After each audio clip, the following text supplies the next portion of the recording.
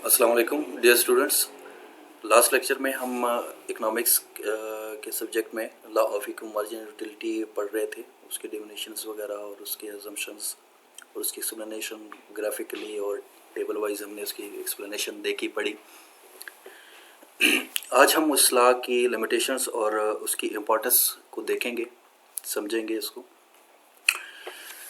Law of equity marginal utility की definition एक दफ़ा दोबारा देखते हैं, रिपीट कर लेते हैं ताकि हमारे जहन में क्लियर हो जाए। A person can get maximum utility with his given income when it is spent on different commodities in such a way that the marginal utility of money spent on each commodity is equal। तो इस law के जो limitations हैं वो 9 दिए गए हैं। 9 points में इनको 10 पॉइंट्स में इनको एक्सप्लेन किया गया है। सबसे पहले लिमिटेशंस है, जो फर्स्ट लिमिटेशन है वो है नॉलेज, कि ये इन 10 पॉइंट्स जो गिवन है इन पर ये लॉ एप्लीकेबल नहीं होता। लिमिटेशंस इस लॉ की हैं कि ये इस 9-10 पॉइंट्स जितने भी हैं और ये उन्होंने साथ मेंशन किए हैं, जैसे नॉलेज है, नॉलेज के ऊपर ये लॉ एप्लीकेबल नहीं होता। इसलिए कि जितना भी स्कॉलर के लिए जो भी वो किताब आगे पढ़ता है, मटेरियल रीड करता है, नए थ्योरीज पढ़ता है, रिसर्च करता है, तो उसके लिए उसकी यूटिलिटी बढ़ती है, उसकी सेटिस्फेक्शन बढ़ती रहती है, राइट। तो the law is not applicable in case of knowledge. Reading of books provides more satisfaction and knowledge to the scholar. Different books provide variety of knowledge and satisfaction. इस तरह individual goods हैं। The law is not applicable in case of indivisible goods. The consumer is unable to divide the goods to adjust units of utility derived from consumption of goods. तो जो goods तकसीम नहीं हो सकती, यानी उनको units में नहीं आप बयान कर सकते, ले सकते, तो उन यूनिट्स को जो कि वो यूनिट्स में नहीं तब्दील हो सकती, लिहाजा उसकी यूटिलिटी को मेजर करना या उसको अज्यूम करना मुश्किल हो जाता है। तो ये इंडिविजिबल गुड्स पर लागू नहीं होता। No measurement of utility. अगर बेसिकली देखा जाए तो यूटिलिटी का कंसेप्ट जो है वो साइकोलॉजिकल कंसेप्ट है। वो न्यूमेरिक में नहीं हो सकता सही तरीके से, एक्यूरेटली जैसे मैथ का है उस तरीके से हम उसको 2+2=4 के फार्मूले के तहत नहीं उसको मेजर कर सकते। तो ये लॉ की एक लिमिटेशन है। There is no measurement of utility. It is a psychological concept. It is not possible to express it into quantitative form. Fashion और कस्टम्स के ऊपर भी ये लॉ लागू नहीं होता कि फैशन में जो फैशन लाइक करते हैं, पसंद लोग होते हैं, फैशन पसंद लोग होते हैं, वो उनकी सेटिस्फेक्शन आगे बढ़ती रहती है। उसकी मार्जिनल यूटिलिटी का जो कंसेप्ट है कि ऐसे जहाँ पर मार्जिनल यूटिलिटी इक्वल हो तो वहाँ पर ये चीज़ लागू नहीं होती, ये लॉ वहाँ पर एक लागू नहीं होता, एप्लीकेबल नहीं होता। फैशन और कस्टम्स में लाइक मैरिजेज़ हैं, लाइक बर्थडेज़ हैं, लाइक डेथ्स हैं, वहाँ पर वो मोर से मोर स्पेंड करना पसंद करते हैं। और बगैर इस यूटिलिटी के केस में कितना यूटिलिटी है नहीं है, मार्जिनल यूटिलिटी की क्या पोजीशन है, इससे इर्रिस्पेक्टिव ऑफ दिस वो इन इवेंट्स के ऊपर, इन कस्टम्स के ऊपर, फैशंस के ऊपर अपने जो बजट है वो लगाते हैं, स्पेंड करते हैं। Constant income. The law does not hold well in case of limited income. The consumer cannot consume more than his income. The maximization of utility is not possible due to low income. Durable goods हैं. The law is not applicable in case of durable goods. The calculation of margin utility of durable goods is impossible.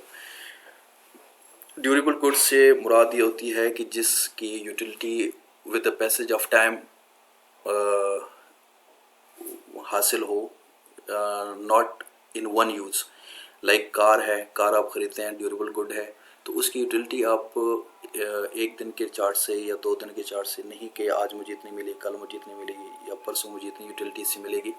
तो इस durable goods की जो utility होती है वो impossible होती है ऑलमोस्ट कि उसको मेजर किया जा सके। नॉन अवेलेबिलिटी ऑफ गुड्स है कि जहाँ पर गुड्स की चॉइस नहीं होती, या the consumer is bound to use commodity which provides low utility due to no availability of goods having high quality. High quality के आपके पास आप एक ऐसे जगह पर हैं, एक ऐसे मार्केट में है, एक ऐसे एरिया में है जहाँ पर सब्स्टिट्यूट अवेलेबल नहीं है या इन्फीरियर गुड्स वहाँ पर मौजूद हैं और आपके पास चॉइस नहीं है कि हाई क्वालिटी की जो यूटिलिटी जो गुड्स रखती हैं वो वहाँ मुयसर हों, तो वहाँ पर आप ये ला लागू नहीं होता। डेफिनेटली आपको वही चीज़ें इस्तेमाल करनी पड़ती है, ख़रीदनी पड़ती है कि जो वहाँ पर है, खा वो लो यूटिलिटी की ही क्यों ना हो। और लेज़ी कंज्यूमर्स में है कि समटाइम्स जो कंज्यूमर होता है वो लेजीनेस शो करता है, मार्केट की सर्च नहीं करता, मार्केट में कमोडिटीज़ की रिसर्च नहीं करता, सब्स्टिट्यूट्स को नहीं देखता और वो जो सामने आता है वो ख़रीद के और चला जाता है, यूज़ कर लेता है। तो उसको मैक्सिमम सेटिस्फेक्शन में इतनी ज़्यादा वो नहीं होती, उसको कंसेप्ट क्लियर नहीं होता या उसको इतनी इंडिफरेंट रहता है उस बारे में due to laziness. Frequent price changes में भी जब कमोडिटीज़ की प्राइस चेंज हो और फ्रीक्वेंट चेंज हो उसके अंदर प्राइसेस के अंदर, तो ये लाभ तब भी एप्लीकेबल नहीं होता, क्योंकि जब प्राइस चेंज हो जाती है फ़ौरन चेंज हो जाती है, जल्दी चेंज हो जाती है, तो वो जो कंडीशन है कि जो प्राइस है वो फिक्स्ड रहेगी।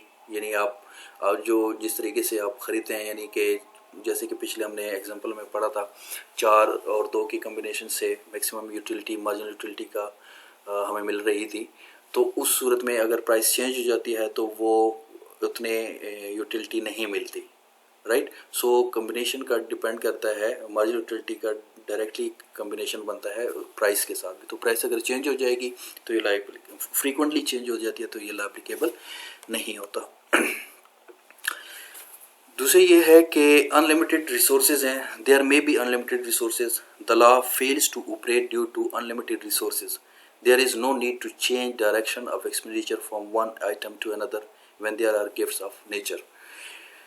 जो अनलिमिटेड रिसोर्सेज हैं, वाटर, लैंड वगैरह इस तरह की चीज़ें, तो उस सूरत में या वाटरफॉल है जिसकी वजह से बिजली वगैरह बनती है, तो ये जो गिफ्ट्स ऑफ नेचर हैं इनके ऊपर भी ये लॉ अप्लाई नहीं होता। अब इस law of equity margin utility की हम इम्पोर्टेंस देखते हैं। इसको उन्होंने प्रोडक्शन पॉइंट ऑफ व्यू से, distribution, exchange, consumption, public finance, work and rest, saving and spending, influences prices के हवाले से देखा है। तो प्रोडक्शन में the law is helpful in the field of production. The producer has limited resources.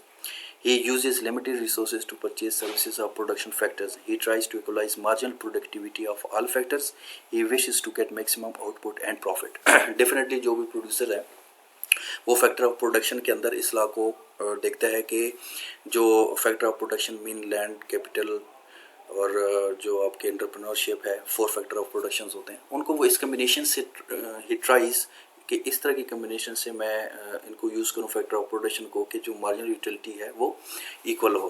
तो वो डिफरेंट कम्बिनेशन से जो जहाँ पर के कम कास्ट से सारी चीज़ें हो, डेफिनेटली प्रोड्यूसर की ख्वाहिश होती है। तो प्रोडक्शन के पॉइंट ऑफ व्यू से भी ये ला बहुत इम्पोर्टेंस रखता है और बहुत इंपॉर्टेंट है। डिस्ट्रीब्यूशन में national income is distributed among factor of production according to the law. An entrepreneur can pay factor of production equal to marginal product measured in money terms. He will substitute one factor for another until marginal productivity of all factors is equal to prices of their services. Exchange में भी ये law बहुत importance रखता है. The law is used in the field of exchange. The people like to exchange a commodity having low utility with a commodity having high utility. There is maximum benefit from exchange of commodities. The law is helpful in exchange of wealth, trade, import and export. ऐसी चीज़ें exchange में देखते हैं, margin utility को देखते हैं कि कम utility की चीज़ को किसी बड़ी यूटिलिटी की चीज़ से एक्सचेंज करने की कोशिश करते हैं मैक्सिमम सेटिस्फेक्शन लेने के लिए। तो देयरफॉर ये जो law of equal margin utility है इसकी एक्सचेंज के ऊपर भी बहुत अच्छा और गहरा इफेक्ट पड़ता है। कंजम्पशन में the law applicable in consumption, a rational consumer tries to get maximum satisfaction when he spends his limited resources on various things. He tries to equalize weighted marginal utility of all the things. Consumption के point of view से basically law की बहुत importance है, law of equal marginal utility की, कि जो consumer है वो मार्केट में ऐसे सब्सिट्यूट को या ऐसी कमोडिटीज़ पे अपने लिमिटेड रिसोर्सेज को स्पेंड करेगा कि जिससे उसकी मैक्सिमम सेटिस्फेक्शन हो।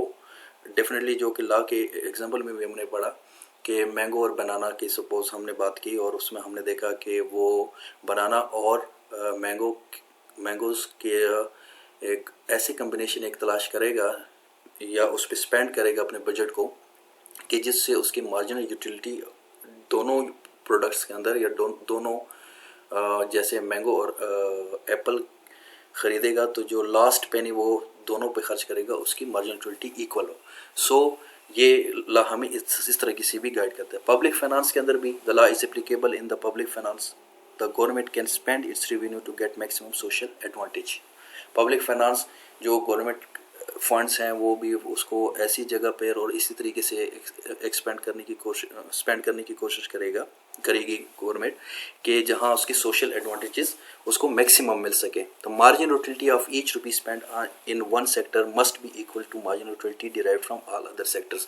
कि जितनी भी सेक्टर्स हैं 4-5 सेक्टर्स में वो अपने गवर्नमेंट अपने फंड्स को इस तरह यूटिलाइज करेगी कि तमाम फैक्टर्स के अंदर जो लास्ट पेनी है या बजट लाइन है वो जब यूज़ हो रही हो तो उसकी इक्वल मार्जिन यूटिलिटी सब सेक्टर से मिल रही हो। वर्क एंड रीसेट में भी कंज्यूमर के लिए ये बहुत इंपॉर्टेंट है या वर्कर के लिए ये बहुत इंपॉर्टेंट है इस लॉ का समझना। यहाँ पर ये वर्क और रेस्ट के margin utility in work and margin utility in rest के वो अपने इस लॉ के तहत अपने वर्क हार्स को और रेस्ट हार्स को मुंतखब कर सकता है और मैनेज कर सकता है इस तरीके से। सेविंग एंड स्पेंडिंग्स में भी है कि कुछ सेविंग करे कुछ स्पेंड करे, कब सेविंग करे कब स्पेंड करना चाहिए ये डिसीजन लेना इस लॉ के तहत बहुत आसान हो जाता है। तो इसकी इम्पोर्टेंस बहुत ज़्यादा है और ये he can save more and spend less. He will substitute saving and spending till margin utility of rupee spend and a rupee saved are equal. So influences prices. The law is useful in prices due to scarcity of commodity. Its price go up. The law tells us to use substitute a commodity which is less scarce. The result is that price of commodity comes down.